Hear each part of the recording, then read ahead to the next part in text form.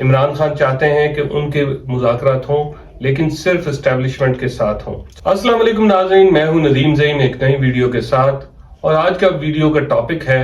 کہ عمران خان کے ساتھ مذاکرات کے لیے اسٹیبلشمنٹ راضی ہے یا نہیں۔ مختلف متضاد بیانات آتے ہیں۔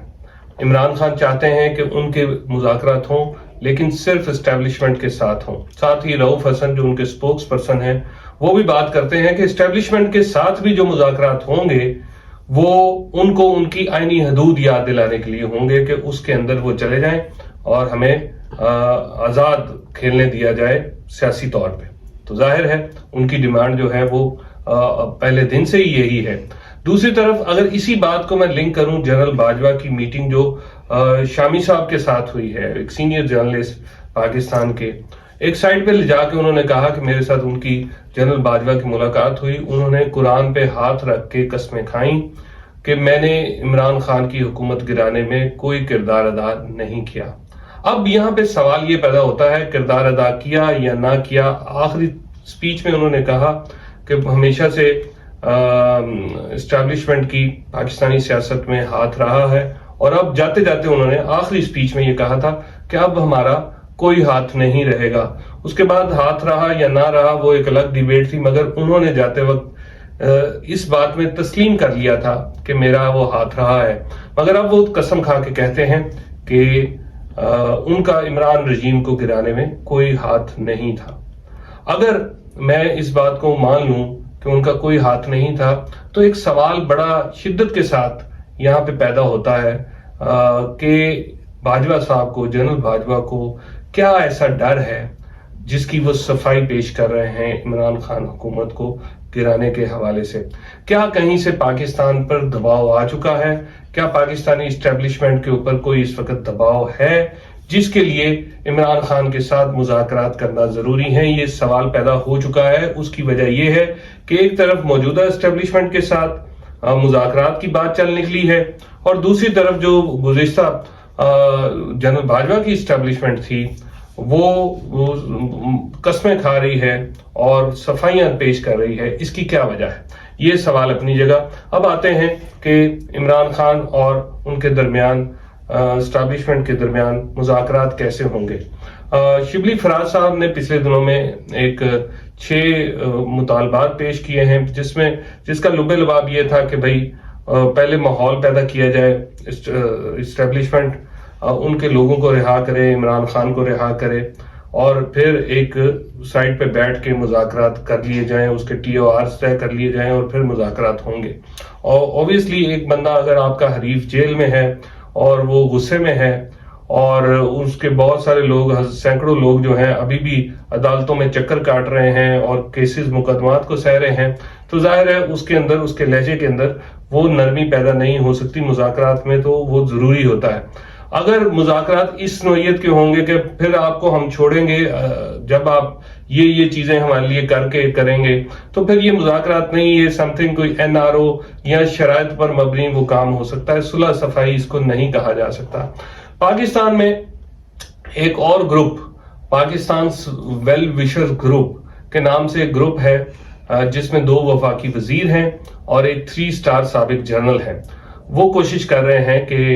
عمران خان اور اسٹیبلشمنٹ کے درمیان مذاکرات ہوں۔ انہوں نے سب سے پہلے مذاکرات شروع کرنے سے پہلے،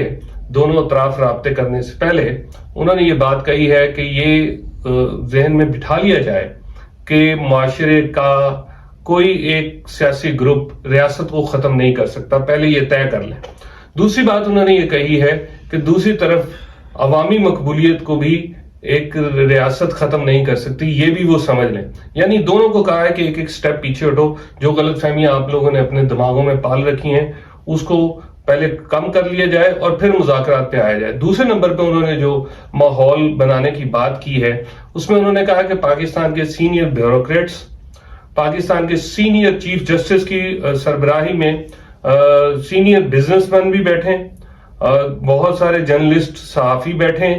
اور یہ سارے سیاسی لوگ بیٹھ کے پھر اس معاملے کا حل نکالیں اور پھر یہ ٹی او آرز طے کر کے صلح صفائی کی بات کریں۔ مگر تب تک ریاست کے خلاف، ریاستی اداروں کے خلاف، کوئی نفرت نہ پھیلائی جائے، کوئی بیان نہ دیا جائے، یہ انہوں نے طے کر لیا ہے۔ اب جنرل خالد لودھی جو سیکٹری دفاع بھی رہے ہیں پیچھے کچھ عرصہ پہلے، ان کی ظاہر ہے 3 اسٹار جنرل تھے تو اسٹیبلشمنٹ میں تو ان کی سے ہے ہی۔ دوسری طرف وہ چونکہ پچھلے کچھ عرصے سے تحریک انصاف کے حق میں بڑے بیانات دیتے تھے، ٹی وی پہ بڑا بلنٹ بولتے تھے، جس کے لیے انہیں تھوڑے عرصے کے لیے ٹی وی پر بین بھی کر دیا گیا۔ اس کے بعد انہوں نے یہ بیڑا اٹھایا ہے کہ دونوں اطراف وہ بات کریں گے اور بات کر کے اس کا کوئی حل نکال لیں گے۔ ابھی تک یہ بات واضح نہیں ہے کہ ان کو یہ مینڈیٹ اپنے طور پہ انہوں نے لے لیا ہے، یہ مشکل اولین مقصد جو ہے یہ خود ہی انہوں نے اٹھا لیا ہے، بھاری بھرکم بوجھ، یا ان کو کہیں اسٹیبلشمنٹ کی طرف سے لائن آئی ہے یا عمران خان کی طرف سے ان کو کہا گیا ہے۔ بہرحال چونکہ 2 جو سابق وفاقی وزراء ہیں ان کے ساتھ اس گروپ میں شامل ہیں، ان کی ابھی تک نام سامنے نہیں آئے، اور مگر یہ کہا جا رہا ہے کہ وہ بھی جب ساتھ نکلیں گے اور اسٹیبلشمنٹ کے حلقوں میں جائیں گے تو ان کو وہاں پہ بھی ویلکم کیا جائے گا، اور وہاں سے جب وہ عمران خان کے پاس آئیں گے تو یہاں پہ بھی ان کو ویلکم کیا جائے گا۔ عمران خان کی پارٹی میں مذاکرات کو لے کر شدید اختلافات ہیں، کبھی کوئی ایک بیان دیتا ہے تو دوسرا بیان دیتا ہے، ابھی تک چیزیں واضح نہیں ہیں۔ تو اس کے لیے اوبویسلی عمران خان کی رہائی جو ہے وہ ممکن ہے، اور اگر عمران خان رہا ہو جاتے ہیں اور وہ بھی رؤوف حسن کی طرح کی بات کرتے ہیں کہ صرف اداروں کو آئینی حدود کے لیے رکھا جائے گا، تو پھر مذاکرات ذرا مشکل ہو جائیں گے۔ مگر یہ حقیقت ہے کہ اسٹیبلشمنٹ اور ملکی کے ریاستی ادارے، موجودہ حکومت، یہ اپنا پورا زور لگا چکے ہیں عمران خان کی پارٹی کو توڑنے کے لیے، اس کو ختم کرنے کے لیے، کیونکہ ماضی میں پچھلے 2 سال میں جو کچھ ہوا وہ سب نے دیکھا۔ اس طرح کی سختی پہلے کوئی سیاسی جماعت نہیں سہ سکی ہے، لہذا یہ انپریسیڈنٹڈ ہے کہ پاکستان میں 8 فروری کے بعد عمران خان کی مقبولیت میں دن بدن اضافہ ہوتا جا رہا ہے، اور اسٹیبلشمنٹ بھی یہ ہرگز نہیں چاہے گی کہ کبھی عوام کے سامنے کھڑی ہو یا عوام اس فوج کے سامنے کھڑی ہو جائے۔ آنے والا وقت جو ہے، خالد لودھی صاحب بھی کہتے ہیں کہ بڑا خطرناک ہے، اور ہمارے پاس ٹائم بہت کم ہے ان مذاکرات کو کرانے کے لیے، اس صلح صفائی کو کرانے کے لیے۔ لہذا عمران خان کے ہاتھ میں چیزیں واپس چلی گئی ہیں، عمران خان کے ہاتھ میں فیصلے آ گئے ہیں، اور وہ جیل میں رہ کے ہی مقبولیت کے اس معراج پہ پہنچ چکے ہیں جہاں پہ اسٹیبلشمنٹ کو بھی ضرورت پڑ چکی ہے کہ وہ مذاکرات کریں، کیونکہ پچھلے دنوں میں وزیر اعظم کی ایک میٹنگ میں کراچی کے اندر کچھ بزنس مین لوگوں نے، کاروباری شخصیات نے بھی یہ آواز اٹھائی تھی کہ اڈیالہ جیل والوں کے ساتھ جا کے ہاتھ ملائیں تاکہ ہم انویسٹمنٹ کریں، کیونکہ اگر انٹرنیشنل انویسٹر کو آپ SIFC کے ذریعے، سہولت کاری کونسل کے ذریعے سبز باغ دکھاتے ہیں کہ آئیں ہمارے ملک میں انویسٹ کریں، تو اس سے پہلے ہمارا جو لوکل انویسٹر ہے اس کا اعتماد بحال کرنے کی بھی ضرورت ہے، اور اس کا اعتماد بحال تبھی ہوگا جب پولیٹیکل پولرائزیشن کو ختم کر کے ایک اعتماد کی فضا کو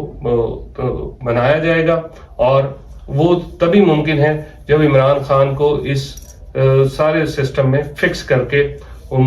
لایا جائے گا، اور PTI کو اسی طرح سے ٹریٹ کیا جائے گا جس طرح باقی سیاسی جماعتیں۔